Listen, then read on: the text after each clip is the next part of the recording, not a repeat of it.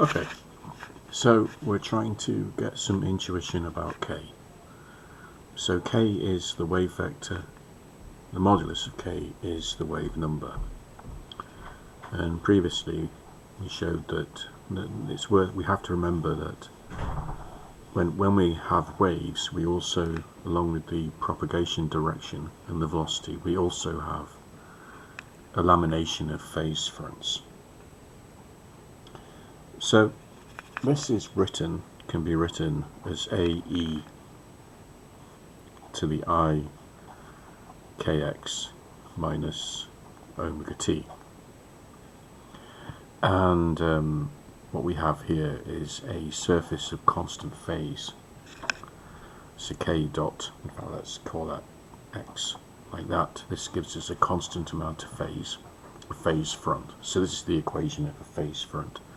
And as I change t, it'll propagate in time. Looking at the contents of the brackets though, this is really the summation of the components minus omega t. And another way of thinking about this is we're accumulating phase in the three spatial dimensions at different rates. So k is the rate of change of phase with distance. So we can think of each k as being a number that tells us how much phase we gain per meter with distance. So k, we can think of k as the rate of change of phase with distance. Okay, and of course omega is the rate of change of phase with time. So we really have the two spatial dimensions and temporal dimension, and each one has this constant which tells us how much phase is accumulated in each dimension.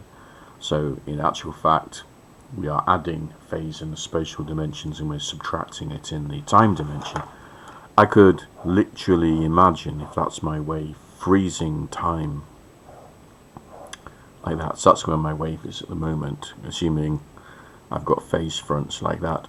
And I could measure kx by going a meter along this axis and seeing how much phase had been accumulated. And I could of course do the same with y, I could do the same with z, and if I went for 1 second I could do the same with time.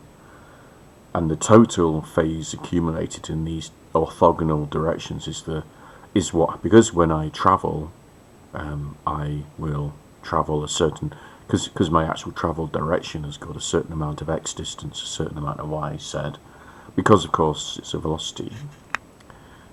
It means in each direction we will accumulate phase in the x and the y and the z. So and they're all independent of each other, so the amount of phase accumulated in the x direction does not affect the amount of phase accumulated in the z and the other directions. And so to find the total amount of phase accumulated, to get a single figure, because it's a scalar wave we're talking about, then I need to add them together. So this is a way of thinking about it. It's really exactly the same as omega. Taking the idea, making the idea a bit more graphical, imagine I have a phase front like this, and it's travelling in that direction, like that. And so this is going to travel in this direction. This is 2 pi. Okay. Now let's imagine that if I went we're frozen it in time. I travel 1 meter, and I've travelled a certain amount of phase has occurred. So k phase has occurred. Okay. So now I'm going in this direction, and I go my same 1 meter. Well, clearly less phase has occurred. My phase has reduced. So how much phase has passed here? Well, because this is a plane wave, I can draw the phase front that this point is on, and of course it's there. So if this is 1 meter, because we want the phase accumulated in 1 meter, and this angle is, then this is going to be just simply cos theta. So we've travelled cos theta. So the phase accumulated is therefore k cos theta. And that's the same as resolving k.